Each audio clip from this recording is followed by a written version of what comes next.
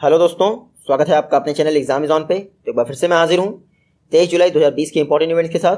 आप वीडियो ध्यान से देखें क्योंकि वीडियो के लास्ट में आपको 2 क्वेश्चंस के जवाब देने हैं। आज का पहला क्वेश्चन है, इंडिया ने PTA एग्रीमेंट किस रीजनल ग्रुप के साथ रिन्यू कर दिया है? तो रिसेंटली इंडिया ने PTA एग्रीमेंट को साकू के साथ रिन्यू कर दिया है। PTA मतलब प्रेफरेंशियल ट्रेड एग्रीमेंट। इसमें क्या होता है, सपोज करिए 2 कंट्री हैं और दोनों से आपको एप्पल इंपोर्ट करना है। अगर जिस कंट्री से PTA एग्रीमेंट साइन किया होगा यानी प्रेफरेंशियल ट्रेड एग्रीमेंट, उस कंट्री के एप्पल को इंपोर्ट में प्रेफरेंस दिया जाएगा। तो रिसेंटली इंडिया ने साकू के साथ अपने PTA एग्रीमेंट को रिन्यू कर दिया है। साकू क्या है तो फुल फॉर्म आप देख लीजिए, सदर्न अफ्रीकन कस्टम्स यूनियन। ये जो अफ्रीकन कॉन्टिनेंट है उसके सदर्न भाग में एक 5 कंट्रीज का ग्रुप है साकू। इन 5 कंट्रीज में आप देख सकते हैं नामीबिया, बोत्सवाना, साउथ अफ्रीका और ये छोटा सा लोसोथो है, और ये है आपका एस्वातिनी। साकू की स्थापना 1910 में हुई थी और इंडिया ने रिसेंटली साकू के साथ प्रेफरेंशियल ट्रेड एग्रीमेंट यानी PTA को रिन्यू कर दिया है। नेक्स्ट क्वेश्चन है, मुख्यमंत्री घर घर राशन स्कीम ये किस स्टेट या UT गवर्नमेंट द्वारा लॉन्च की गई है? तो रिसेंटली दिल्ली गवर्नमेंट ने मुख्यमंत्री घर घर राशन स्कीम या मुख्यमंत्री घर घर राशन योजना लॉन्च की है। इसमें क्या होगा, जिन लोगों के पास राशन कार्ड है उन सभी को घर घर जाकर उनके हिस्से का राशन प्रोवाइड किया जाएगा। अंतर सिर्फ ये है कि गेहूं की जगह आपको उसका आटा मिलेगा।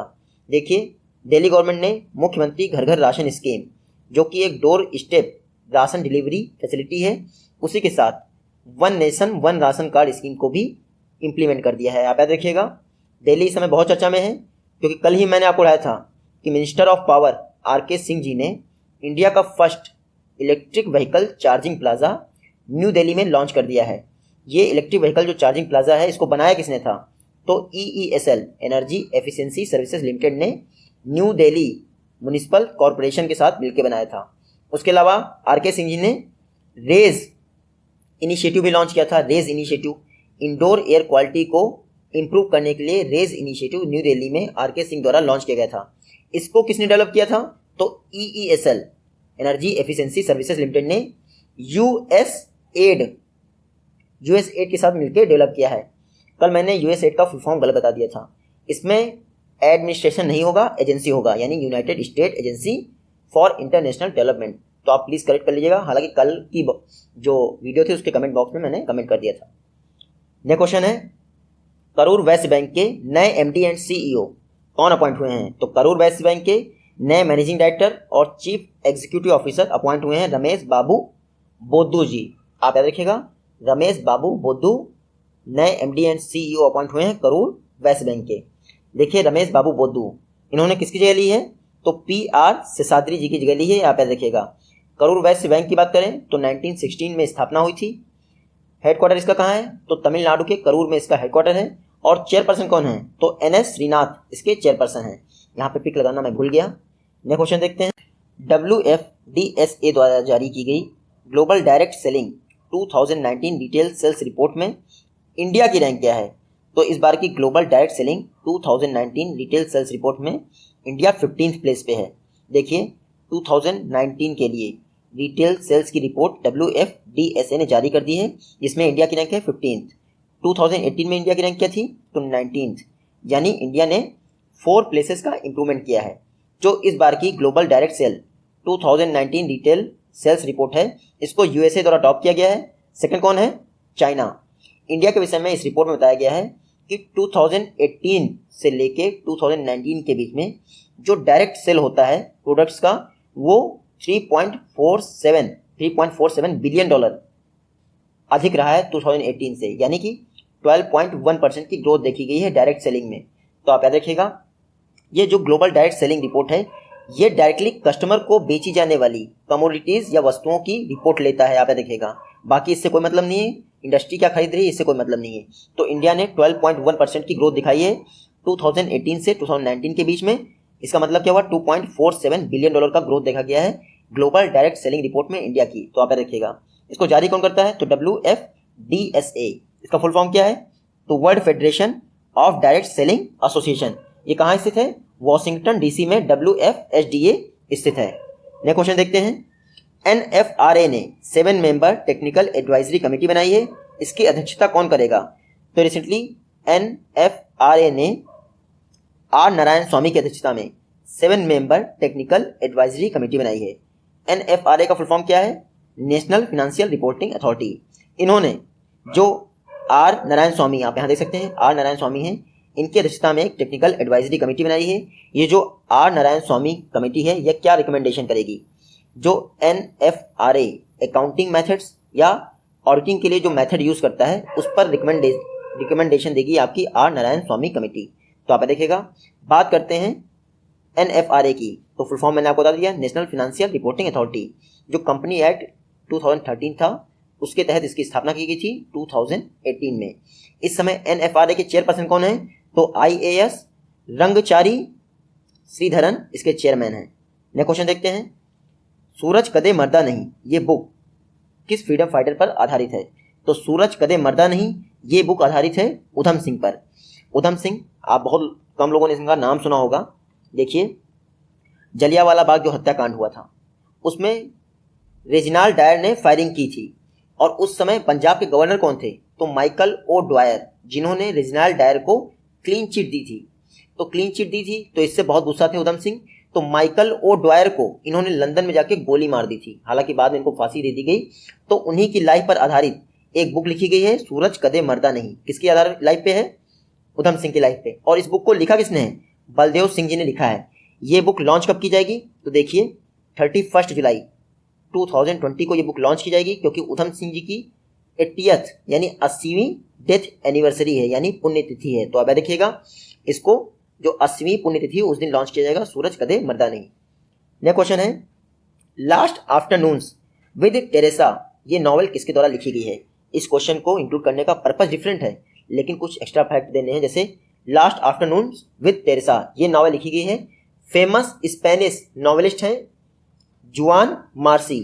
ये हैं जुआन मार्सी, और इन्हीं के द्वारा ये नॉवल लिखी गई है। क्या है? Last afternoons with Teresa. इनका निधन हो गया है, जुआन मार्सी जी का निधन हो गया है। ये फेमस स्पेनिश नॉवेलिस्ट थे, आप देखिएगा। उसके अलावा ये दूसरी पिक किसकी है? ये पिक है आपकी बैरी जार्मन। बैरी जार्मन की पिक है, और ये ऑस्ट्रेलिया के बेहतरीन क्रिकेटर थे। तो बैरी जार्मन का भी निधन हो गया, ये ऑस्ट्रेलिया के क्रिकेटर थे। और ये जुआन मार्सी ये स्पेन के नॉवेलिस्ट थे, इनका भी निधन हो गया। नेक्स्ट क्वेश्चन है, सैप इंडिया के MD एंड प्रेसिडेंट कौन अपॉइंट किए गए हैं? तो रिसेंटली कुलमीत बावा जी को सैप इंडिया का MD एंड प्रेसिडेंट अपॉइंट किया गया है। इन्होंने किसकी जगह ली है?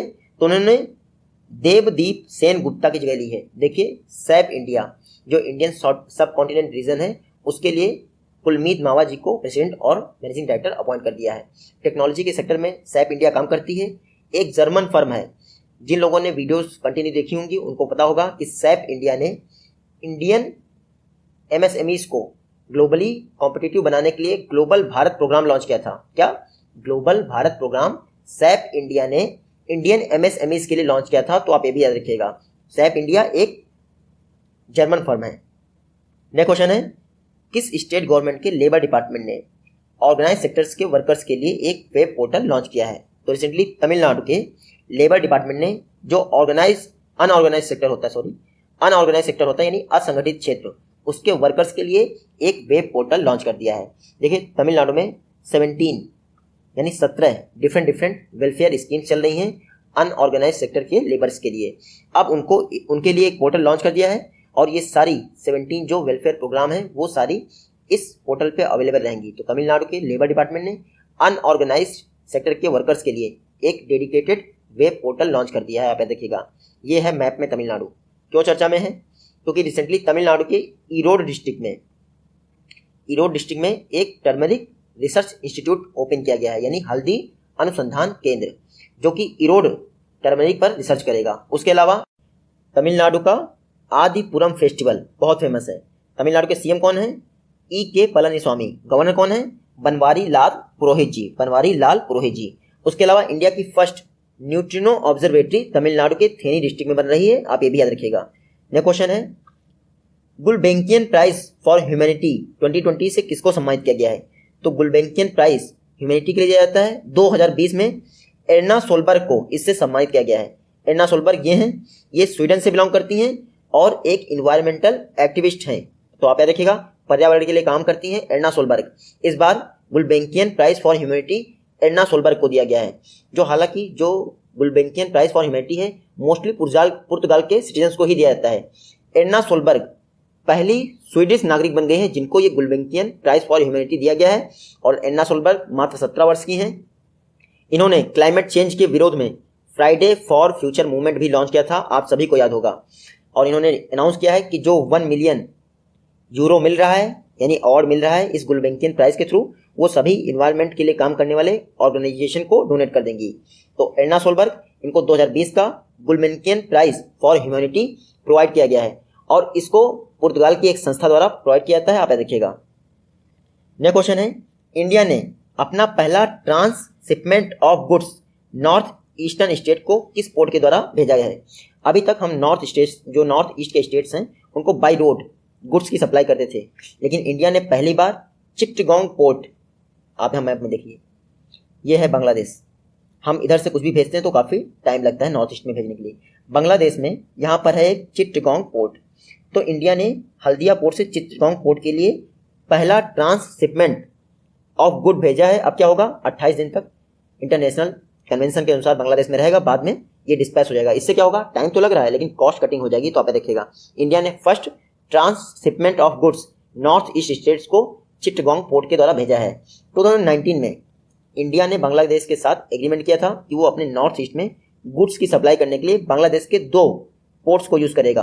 तो एक तो चिट्टगोंग पोर्ट हो गया और दूसरा हो गया मोगला पोर्ट, ये भी बांग्लादेश का है। तो आप देखिएगा, बांग्लादेश की बात करें तो रिसेंटली इंडिया के हाई कमिश्नर बांग्लादेश में कौन अपॉइंट हुए हैं, विक्रम दुरई। उसके अलावा इंडिया ने फर्स्ट टाइम रेलवे से ड्राई चिली एक्सपोर्ट की है किसी कंट्री को, तो वो कंट्री है बांग्लादेश। यहाँ की पीएम कौन है, शेख हसीना। करेंसी क्या है, टका। और यहाँ के प्रेसिडेंट कौन है, अब्दुल हामिद यहाँ के प्रेसिडेंट हैं। नेक्स्ट क्वेश्चन है, इंडिया ने इमरजेंसी मेडिकल सर्विसेज के लिए किसके साथ एग्रीमेंट किया है? तो इंडिया ने मालदीव के साथ इमरजेंसी मेडिकल सर्विसेज के लिए एग्रीमेंट किया है। इसमें क्या होगा, इंडिया माले, जो कि मालदीव की कैपिटल है, वहाँ पर एक इमरजेंसी मेडिकल सर्विसेज सेंटर स्थापित करेगा, जिसके तहत नेचुरल डिजास्टर या फिर हेल्थ क्राइसिस के दौरान मालदीव के लोगों को इमरजेंसी मेडिकल सर्विसेज प्रोवाइड की जाएंगी।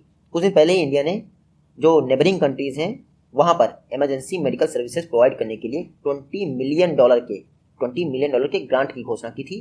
तो आप ये भी याद रखिएगा। मालदीव की बात करते हैं तो ये है मालदीव, कैपिटल क्या है, माले। करेंसी क्या है इसकी, तो रुफियाह। क्या, रुफियाह इसकी करेंसी है। प्रेसिडेंट कौन है, इब्राहिम मोहम्मद सालेह।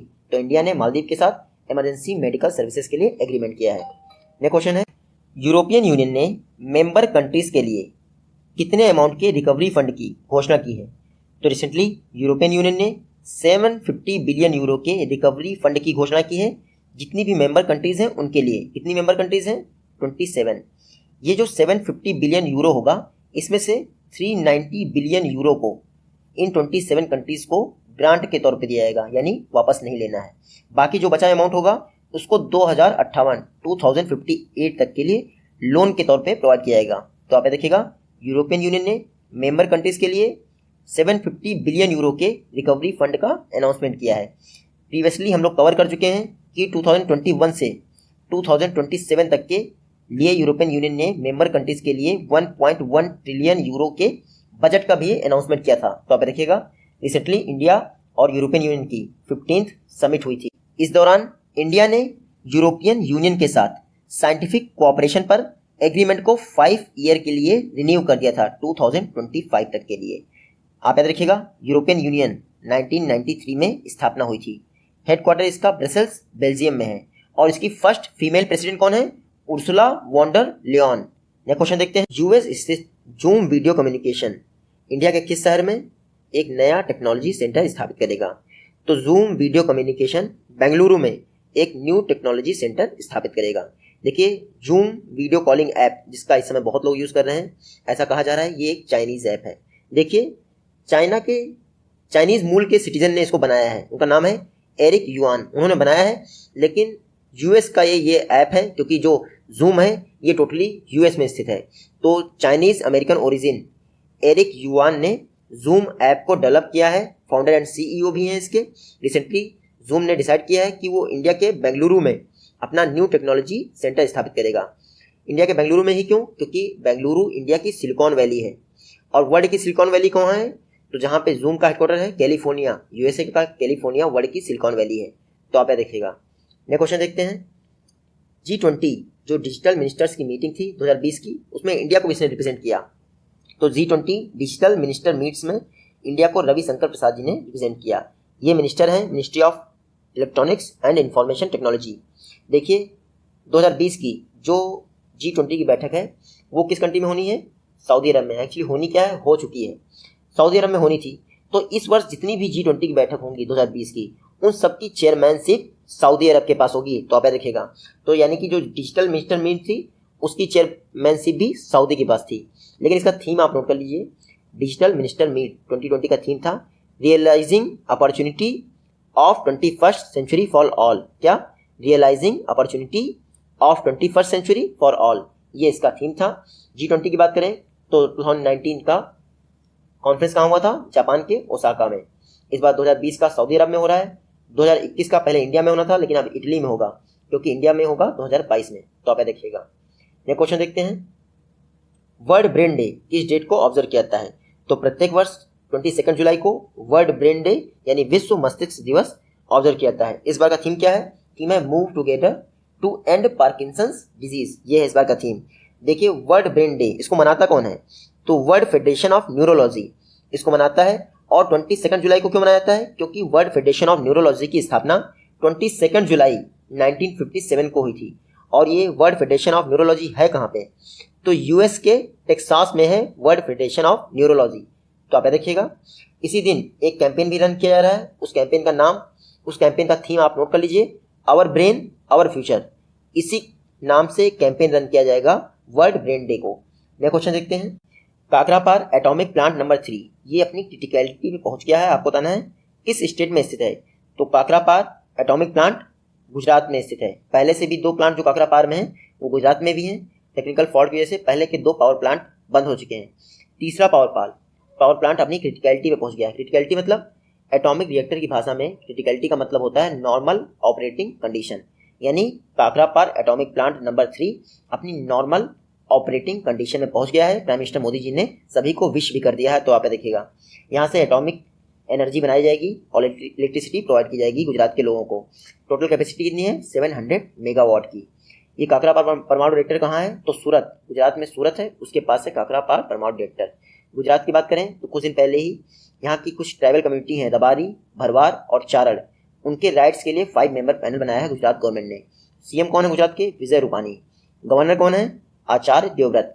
और इंडिया के किसी भी स्टेट में सबसे लंबी कोस्टल लाइन है गुजरात की। आप याद रखिएगा। आज का लास्ट क्वेश्चन है, किस स्पेस एजेंसी ने साउथ कोरिया के पहले मिलिट्री सैटेलाइट को लॉन्च कर दिया है? तो रिसेंटली साउथ कोरिया ने अपना पहला फर्स्ट मिलिट्री सैटेलाइट लॉन्च कर दिया है। किसकी मदद से? Space x. Space x America की एक प्राइवेट स्पेस एजेंसी है। इसने साउथ कोरिया के फर्स्ट मिलिट्री सैटेलाइट को लॉन्च कर दिया है। और इस मिलिट्री सैटेलाइट का नाम क्या है? ANASIS सेकेंड, यानी अनासिस सेकेंड। तो आप याद रखिएगा, साउथ कोरिया का फर्स्ट मिलिट्री सैटेलाइट, उसका नाम है अनासिस सेकेंड। इसको स्पेस एक्स ने सक्सेसफुली लॉन्च कर दिया है। तो आप याद रखिएगा, इसको जो जियो स्टेशनरी ट्रांसफर ऑर्बिट है उसमें स्थापित किया जाएगा। फिर फ्यूचर में ये जियो स्टेशनरी ऑर्बिट में चला जाएगा। तो इस तरह से साउथ कोरिया वर्ल्ड का 10th कंट्री है जिसने स्पेशली मिलिट्री कम्युनिकेशन के लिए अपना पहला सैटेलाइट लॉन्च कर दिया है। स्पेस एक्स ने इसको लॉन्च किया है। तो बात करते हैं स्पेस एक्स की। पहली प्राइवेट कंपनी बन गई है जिसने सक्सेसफुली ह्यूमन को स्पेस में भेज दिया है इसके फॉल्कन 9 रॉकेट के द्वारा।